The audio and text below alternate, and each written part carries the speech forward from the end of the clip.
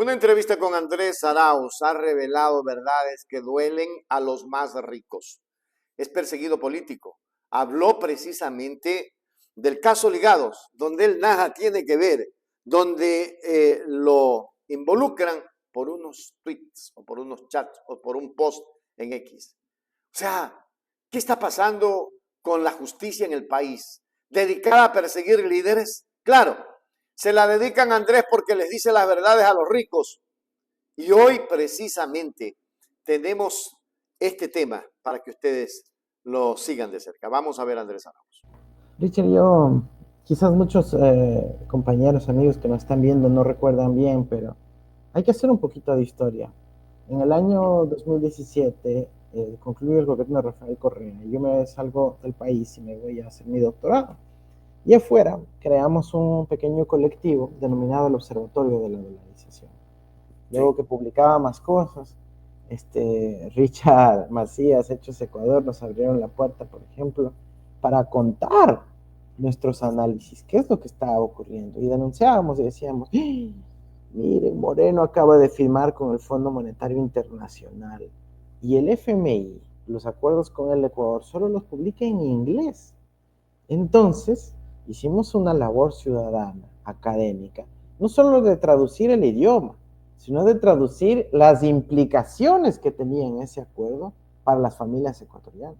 Y les decíamos, chuta, verán que va a significar que ahora o más adelante van a subir el IVA, que van a querer concesionar los campos petroleros, que van a querer aumentar el precio de la luz, que van a aumentar el precio de la gasolina, que se viene una violencia social inmensa porque están pidiendo despedir a miles de profesores, lo cual significa cerrar escuelas, lo cual significa dejar a la juventud desamparada y que el crimen organizado y la violencia se los va a llevar. Y tal cual pasó. Cuando ocurrió el tema de la pandemia, dijimos aquí al revés, hay que dejar de pagar la deuda para poder atender la salud de los ecuatorianos, para poder inyectar recursos para la familia ecuatoriana. Advertimos que si no hacíamos eso íbamos a pasar por una depresión económica. Y ahí está la depresión económica. Mira, la violencia surge cuando hay depresión económica, cuando hay Sí. ninguna posibilidad de empleo, de trabajo, y la gente desesperada busca opciones en cualquier cosa y tristemente en el crimen organizado se les abren las puertas.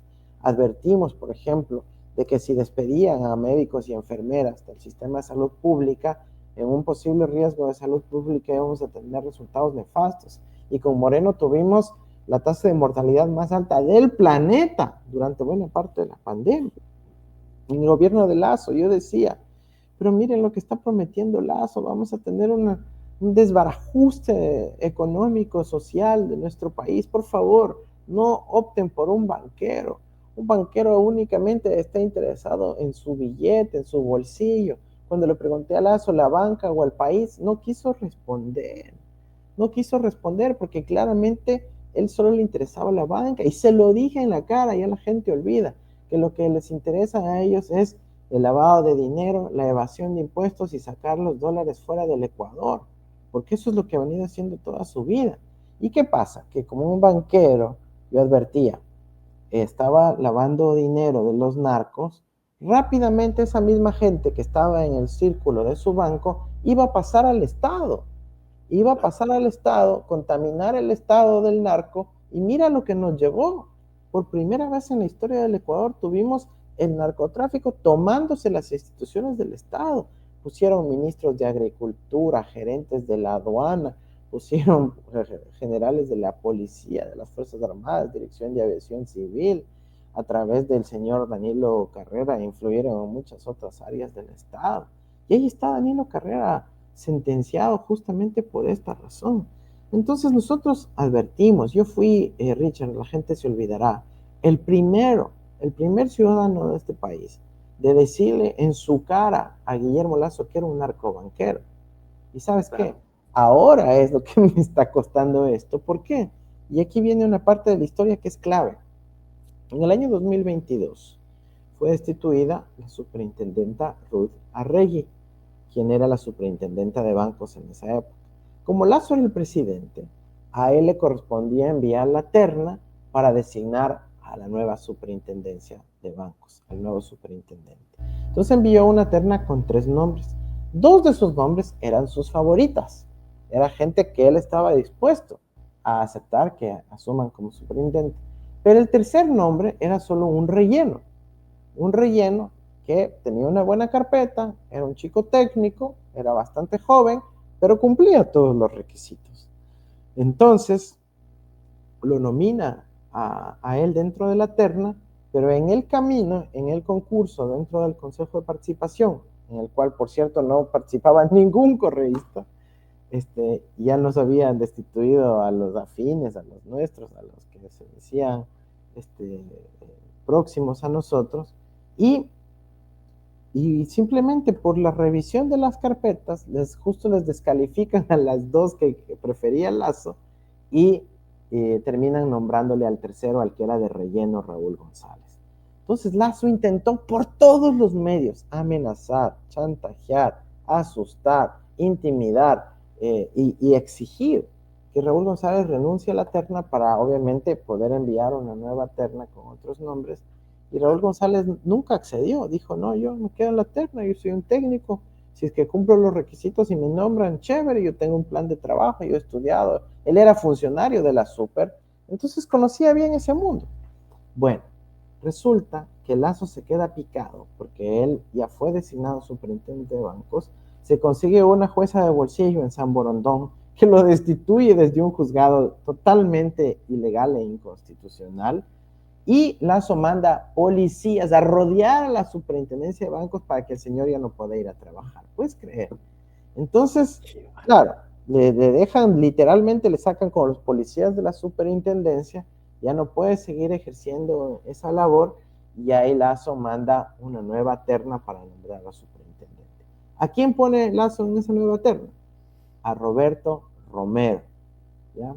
Que luego de haber pasado por el proceso del Consejo de Participación, en la asamblea no se llega a posicionar, en la asamblea de Egidio Saquicela, luego en la asamblea de Henry Kronfle, y él desiste de continuar en eso. Bueno, ya le tocaba a Novoa, y adivina quién Novoa pone de primero de la terna. Otra vez a Roberto Romero. Hijo de madre, yo me asusté. Yo dije, el mismo candidato del narcobanquero, cuando, claro, en los discursos Novoa dice, le voy a poner a la cárcel el encuentro, le voy a cambiar de nombre a la cárcel para que ahí esté la gente como Danilo Carrera, ni sé qué. Oye, pero en cambio cuando es de poner al candidato de la banca, le pone al mismo.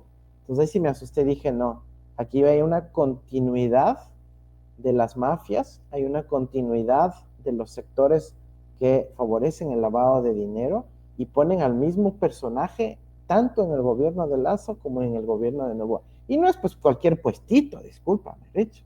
No es el encargado ahí de la bodeguita. Es el encargado de la supervisión al sistema financiero por donde pasan miles de millones de dólares de dinero sucio cada año. Eso me generó realmente una preocupación. Yo tuiteé mucho, escribí artículos, puse el grito en el cielo, hablé con nuestros compañeros en la asamblea. Miren, esto hay que evitar, no puede ser. Vamos a seguir profundizando la crisis de seguridad en nuestro país. Porque si tú no pones orden en la banca, que es por donde entra el lavado, no vas a poner orden en el crimen organizado, no vas a detener la violencia. Eso es ley, eso es ley. Y sin embargo, ellos hicieron eso, pusieron a una persona vinculada a un gobierno que tuvo un sentenciado justamente por una denuncia que comenzó por narcotráfico, por una investigación valiente de policías honestos, en el caso de León de Troya, y ahí está, mira lo que terminó ocurriendo. Entonces, ¿qué pasa? Que en paralelo, mientras avanzaba con esto Novoa, con su terna y demás, el señor Raúl González, a quien Lazo le sacó con la policía, pero ilegalmente, planteó apelaciones y llegó hasta la Corte Constitucional. Se llama Acción Extraordinaria de Protección. Y cuando ya llega a la Corte Constitucional, luego de 2 años de pelea, la Corte Constitucional le da la razón y le dice, señor Raúl González, Lazo hizo todo mal, los jueces de Lazo hicieron todo mal, en efecto usted tuvo todo el tiempo la razón, usted tenía que haber estado sentado en la superintendencia de bancos, ¿ya? Pero mira el timing que ocurre ahí. el concurso para nombrar a Roberto Romero como superintendente de bancos termina el 4 de diciembre del 2024 y la Corte Constitucional decide que González tenía razón el 5 de diciembre del 2024, un día después. Coincidencias en Pascuales, hermano. Eso estaba programado así para decir como, chuta. Ahora, pero ¿cuál es el dilema? Que la Corte se demora en notificar 15 días a Raúl González a decirle que tenía la razón, eso no tenía ni idea, y ya le notifican el 19 de diciembre del 2024. Mientras tanto, en el lado de la Asamblea, no le posicionaban todavía a Roberto Romero porque eran fiestas de Quito, porque habían otras leyes que se estaban tratando, leyes urgentes siempre de fin de año y demás, y luego vinieron las festividades de Navidad y Año Nuevo, y finalmente se estaban aprestando para hacerlo luego en el mes de enero. Pero ¿qué pasa? Que Raúl González, cuando recibe la notificación de la Corte Constitucional, había una palabrita, que esta es la palabra clave de todo este juicio y el caso Ligados. Esta palabrita decía, esta frase decía así: esta sentencia en sí mismo es una reparación a favor de Raúl González, ¿ya? Y dice, pero no tiene capacidad de afectar los concursos que hayan pasado por una situación jurídica consolidada. Chuta, o sea, si es que ya se inició otro concurso, pero ya se consolidó, entonces no pueden ser afectados. Pero si no se consolida todavía, entonces sí pueden ser afectados. Es decir, puede volver Raúl González a ser superintendente. Maravilla. Entonces la pregunta lógica es, ¿ya se consolidó el concurso o no? Vamos a ver, veamos los pasos. Para que se consolide un concurso se necesita designación, cumplido. Posesión, no cumplido. No cumplido. Acción de personal, no cumplido. No cumplido. Presencia física en la institución, no cumplido. Entonces no se cumplió pues todavía el nuevo proceso de selección, porque el señor todavía no estaba sentado, no tenía acción de personal y la asamblea no le había posesionado. Entonces ya pues no hay dónde más irse. Y claro, ahí es donde el Consejo de Participación decide y dice, mire, a estos 4 criterios, 3 de ellos no se han cumplido, el señor superintendente de antaño, del 2022, vuelve a ser superintendente, no para siempre, sino hasta que acabe su periodo por el cual fue originalmente designado, es decir, hasta el 2027, y el señor Roberto Romero, que ganó el concurso de la terna de Novoa, él puede seguir siendo superintendente, pero a partir del 2027. A partir del 2027. Entonces, antes no. Los dos son superintendentes, el uno acaba su periodo y luego el otro cuando acabe. ¿No es cierto? Normal, perfecto, se cumplen las expectativas de ambos, se da cumplimiento a la sentencia y demás.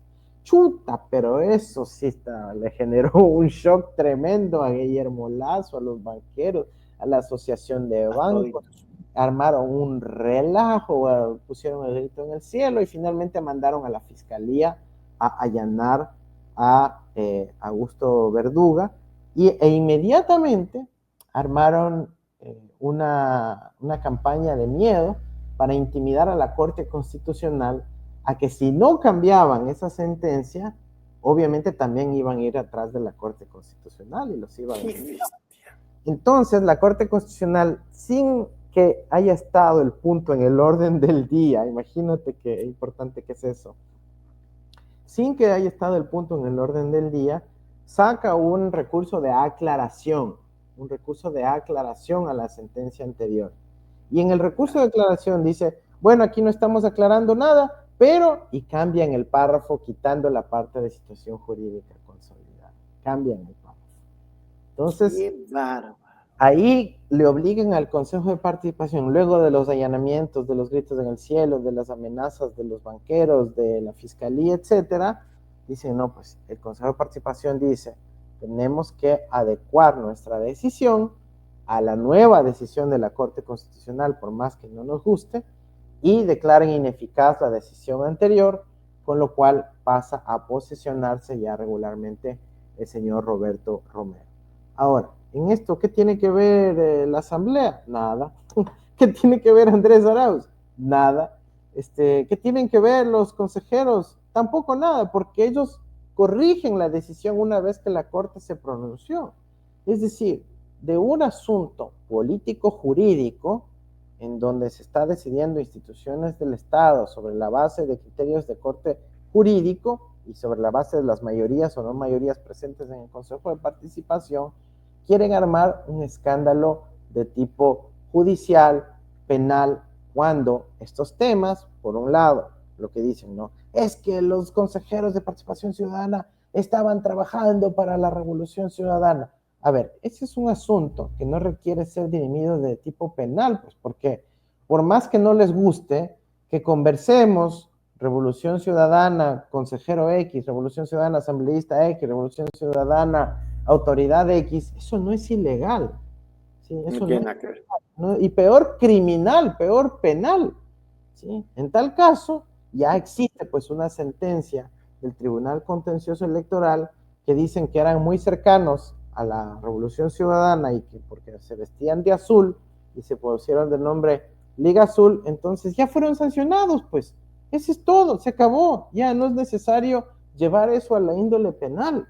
Si ya dicen es que de ganas se vistieron de azul, ya les destituimos, ya pues hasta ahí quedó. Eso no significa que hay un crimen cometido, sino que se ha cometido, según ellos, nosotros no creemos eso, una falta de corte administrativo electoral. Entonces ya fue sentenciado en materia penal, en materia electoral, se acabó. No hay nada más que ver. O por el otro lado, es que incumplieron la decisión de la Corte Constitucional. Y adivina quién tiene que decidir eso. La Corte Constitucional, pues. Entonces, si la Corte Constitucional dice, no me gustó que incumplieron mi sentencia, se acaba el caso ahí, pues ya, incumplieron la sentencia de la Corte toma su decisión, se acaba el caso. Si es que por otro lado, la Corte dice, no, incumplieron mi sentencia, por lo tanto se portaron mal, también se acaba el caso. No puedes tú sancionar además penalmente cuando ya la Corte te sanciona, si es que supuestamente violaste. O sea, ahí muere. Ahí muere. Entonces, este caso es eminentemente político porque están generando no mínima intervención penal, sino exactamente lo opuesto, y utilizando los recursos públicos, los jueces, los salarios de los secretarios, los recursos tecnológicos, el papeleo, el espacio en los servidores, el tiempo de los fiscales, en perseguir a políticos por decisiones políticas, en vez de perseguir a criminales, a la gente que está protagonizando la violencia, a los narcoterroristas, a quienes estafan a nuestro pueblo, a los que evaden impuestos, ¿no? Entonces, es una cosa realmente que a mí me da pena porque uno puede ver cómo la gente en el Ecuador sufre porque no hay justicia cuando le matan a su primo, a su vecino, a su amigo, y sin embargo la Fiscalía usa su tiempo desperdiciándolo, persiguiendo a políticos, cuando debería estar persiguiendo a los criminales, a los sicarios, a los asesinos de este país. En el Ecuador... No se pueden perseguir ellos mismos. En este país, Richard, hay un dato que es escalofriante. Es escalofriante y lo deberían saber todos los ecuatorianos. Y es que la tasa de impunidad en el Ecuador, ¿ya? Antes de Diana Salazar, era aproximadamente el 50%. Es decir, la mitad de los asesinos se salían con las suyas y nunca les agarraban, y nunca les sentenciaban. Pero la otra mitad sí eran sentenciados y sí iban a la cárcel. Desde que Diana Salazar está en el poder, la tasa de impunidad por homicidios en el Ecuador está en el 94%, Richard. Es decir, de cada 100 asesinos, 94 se escapan, 94 salen impunes. Y por eso tenemos la crisis que tenemos. Entonces, yo sé que hay muchas críticas políticas a Diana Salazar, yo sé que hay mucha indignación por la persecución, que ahora yo mismo la vivo. Por supuesto que tenemos el derecho a quejarnos por aquello. Pero si nuestra labor es preocuparnos sobre todo por la ciudadanía, por la gente común de nuestra patria, ese indicador es el más grave de todos. La enorme impunidad que tienen los sicarios en nuestro país, porque la Fiscalía no ha hecho nada para que se resuelvan los casos. 94% de impunidad en homicidios. Esa es la explicación de por qué estamos como estamos.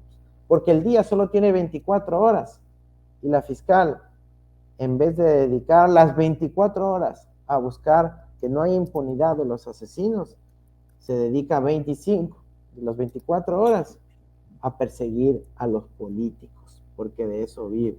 Y mira que su carta de despedida no habla nada de luchar contra la violencia, contra los sicarios, de perseguir el lavado, el crimen organizado, para nada.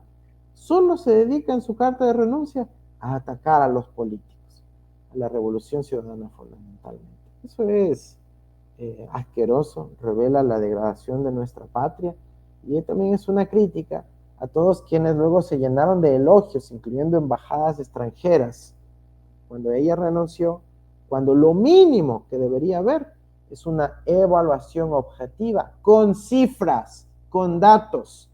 ¿Cuál es la tasa de impunidad de los delitos más graves en el Ecuador? Homicidio, secuestro, extorsión, etc. Y la impunidad está por los cielos. Es doloroso absolutamente. 94% de impunidad en el Ecuador.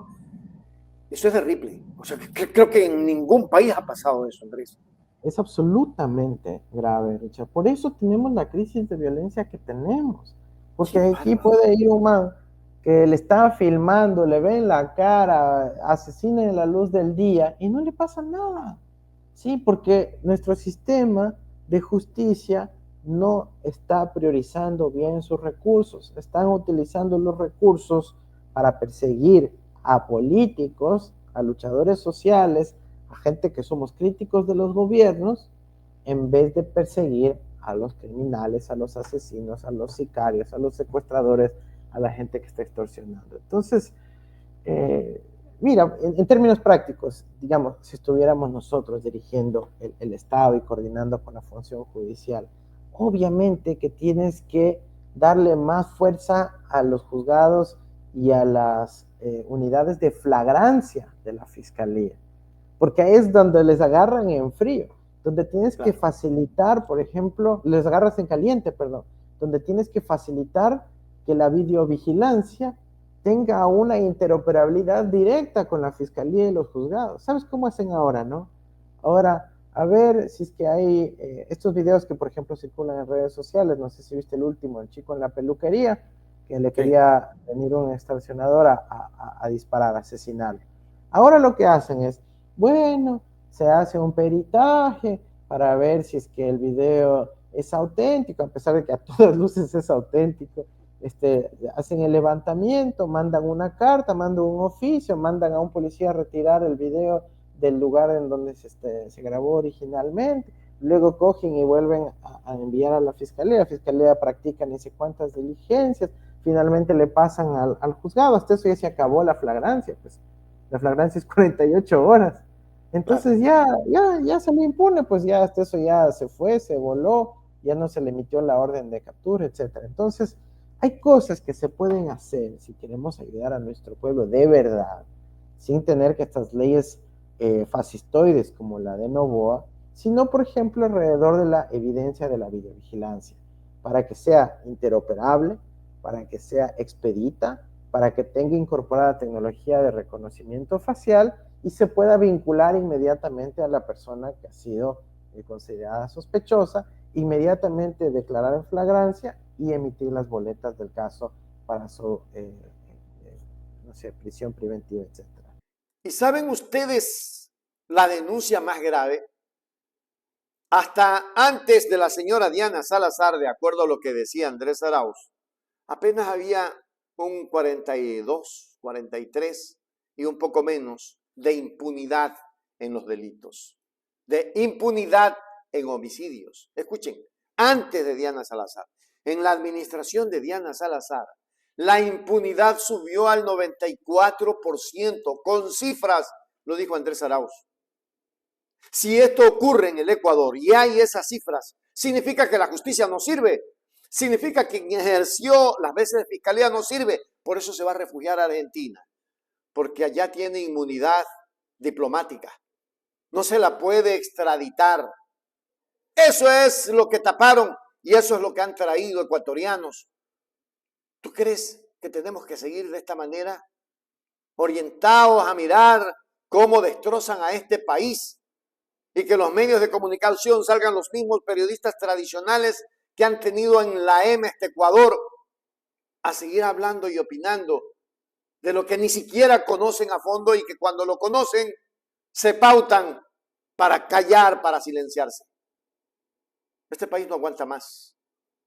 Vamos a ver la segunda parte de Andrés Arauz. O si es que reconocen la culpa ya, sentencia abreviada y demás. Entonces, mira, yo no soy experto en estos temas judiciales, pero estando un ratito por esta situación, uno no se da cuenta lo podrido que está el sistema y la poca prioridad que le dan a los casos de la vida real, de la gente, de la crisis que está viviendo Durán, de lo que ahora vamos a empezar a vivir en Daule, tristemente, con lo que se ve el índice de crecimiento de delitos, lo que está viviendo la mayoría de la costa ecuatoriana, pero de eso no les preocupa a ellos. En la fiscalía están preocupados por perseguir a dirigentes políticos. Qué grave, Andrés, esto es gravísimo. Ahora, yo no sé si usted considera que lo que ellos tienen es miedo de que usted continúe revelando información que compromete a actores del poder económico y político del país, y no precisamente actores del poder económico, sino actores que están tras del poder económico, con lavado y con todas estas cosas, porque Andrés Arauz ha sido frontal. Y déjeme decirle algo, Andrés. Hacía una entrevista con el presidente Correa hace como una semana, y yo le decía al presidente Correa, yo nunca reconocí a Lazo. Para mí el presidente fue Andrés Arauz. Ahora que hay un fraude, también hubo fraude la vez anterior. Y probablemente este fraude viene desde cuándo, Andrés. Pero ese no es el tema. El tema es, van a seguirlo persiguiendo, Andrés. ¿Qué va a pasar con Andrés Arauz? ¿Cómo enfrenta Andrés Arauz esta nueva arremetida judicial y que le dice a sus seguidores que vean usted una esperanza de cambio, Andrés? Sí, mira, yo agradezco realmente todo el apoyo de mis compatriotas. Yo jamás me rendiré, Richa. O sea, eso que lo sepa todo el pueblo ecuatoriano. Aquí vamos a estar peleándola con todo. En este caso, en el espacio que me toque pelear. Ahora, no por elección propia, pero porque mis adversarios lo han escogido así, quieren que demos la pelea en el ámbito judicial. Y vamos a revelar todas esas patrañas, lo podrido que está el sistema, el hecho de que no hay un proceso objetivo de persecución del delito. Pero además vamos a empezar a hacer estadísticas sobre los delitos en el país, para seguir revelando estadísticas como la que te estoy comentando de la tasa de impunidad de los homicidios. Y vamos a poder demostrar por qué nunca quisieron arreglar esta situación, porque les es conveniente a sus propios intereses. Y aquí paso a una cuestión que se está debatiendo en la Asamblea Nacional en estos momentos. Mira, Novoa ha enviado un proyecto de ley supuestamente económico urgente, ¿ya? Que 90% no tiene nada que ver con economía, pero hay una medida que sí es económica, que no es urgente, pero que es económica, que dice lo siguiente, dice, se podrá deducir el 30%, hasta el 30% de los impuestos, si es que en vez de pagar al SRI, paga directamente a la Policía Nacional o a las Fuerzas Armadas. Y además puede pagar en especie, es decir, con chalecos, con cascos, con municiones, en fin, ¿ya? Entonces, ¿qué es lo que va a pasar? Este es un modelo nuevamente plutocrático. ¿Qué quiere decir plutocracia? Un gobierno de los ricos para los ricos. ¿Por qué? Porque los que tienen pues dinero para donar a esa escala son solamente los ricos que deberían estar pagando millones en impuestos.